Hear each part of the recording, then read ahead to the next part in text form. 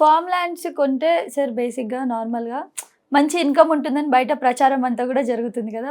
నార్మల్‌గా ఆ ప్రచారం జరగబట్టే ఇంతమంది కొంటున్నారు. అవును. దాని మీద ఇన్కమ్ ఇట్లా వస్తుంది, అవును. మామూలు ప్లాట్లో మీకు ఇన్కమ్ ఉండదు, హ్మ్. దీంట్లో మేము ఇదిగో ఇట్లా ఇవన్నీ చేస్తున్నాం, మీకు ఇదిగో లక్షలు కోట్ల రూపాయలు ఇదిగో ఇలా ఆదాయం వస్తుంది అని చెప్తున్నారు. కానీ ఆశపడి కొంటున్నారు.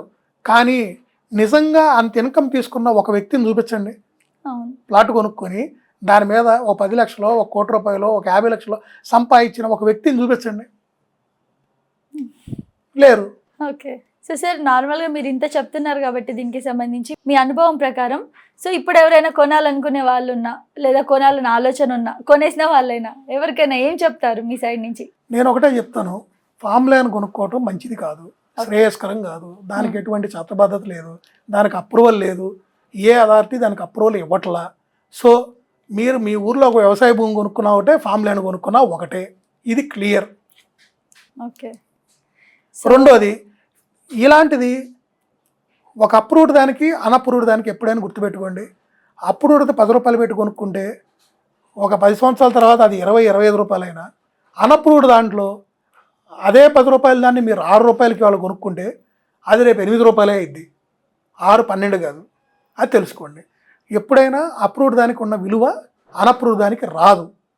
రెండోది, ఈరోజు వాళ్ళు మీకు లక్షలు లేకపోతే కోట్లు లేకపోతే ఏ వస్తాయి అంటున్నారో ఇవన్నీ పచ్చి మోసాలు. నేను చూడటం కాదు, మీకు తెలిసిన వాళ్ళు ఎవరన్నా వ్యవసాయానికి సంబంధించిన ఒక చిన్న రైతుని అడిగినా కూడా చెప్తాడు ఇది సాధ్యమేనా, ఎర్రచందనం, శ్రీగంధం. ఆ సాధ్యం అనుకుంటే చాలామంది అసలు జామాయిలు తోటలు వేసుకోరు. వ్యవసాయం చేయని వాళ్ళందరూ జామాయిలు లేకపోతే ఈ సరివి చెట్లు ఇలా రకరకాలు వేసుకున్నారు. వాళ్ళకు శుభ్రంగా 10 సంవత్సరాలు ఏముంది, ఈ శ్రీగంధం, ఎర్రచందనం మొక్కలు వేసేసి వదిలేసి కూర్చుంటారు. వాళ్ళందరూ చేయలేక కాదు, ఇవన్నీ సాధ్యం కాదు. ఆ మొక్కలు ఇక్కడ పెరగవు, అవి అడవుల్లో పెరిగేవి. అడవుల్లో 20-25 సంవత్సరాలు వచ్చేదాన్ని నువ్వు నార్మల్గా తీసుకొచ్చి ఇక్కడ ఉన్న వ్యవసాయ భూముల్లో ఈ క్లైమేటిక్ కండిషన్స్లో పెంచాలనుకుంటే ఇంకొక 5 నుంచి 10 సంవత్సరాలు దానికి టైం పెరుగుతుందే తప్ప తగ్గదు.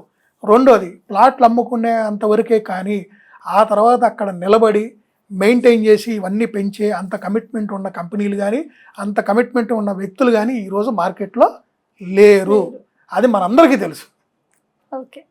సో ఈ ల్యాండ్స్ కొనాలనుకుంటున్నా కానీ ఎలాంటి వాటి రియల్ ఎస్టేట్కి సంబంధించి ఎలాంటి డౌట్స్ ఉన్నా ఏమున్నా మీకు క్లారిటీ కావాలనుకుంటే సార్ మంచి ఎక్స్పర్ట్ రియల్ ఎస్టేట్లో, సో సార్కి కింద స్క్రోల్ అవుతున్న నెంబర్పై కాంటాక్ట్ అవ్వండి. సో మీకు ఎలాంటి డౌట్స్ ఉన్నా ఏమున్నా కూడా క్లారిటీ ఇస్తారు.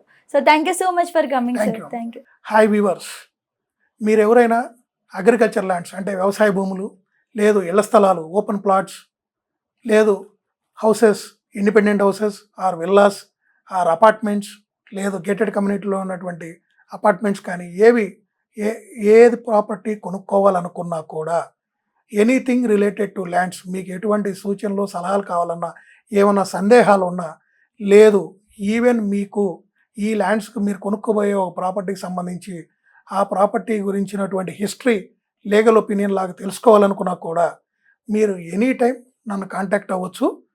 నన్ను పర్సనల్గా కలవాలన్నా కూడా అపాయింట్మెంట్ ఇస్తాను. నా నెంబర్ 9966 212 888. Okay, thank you.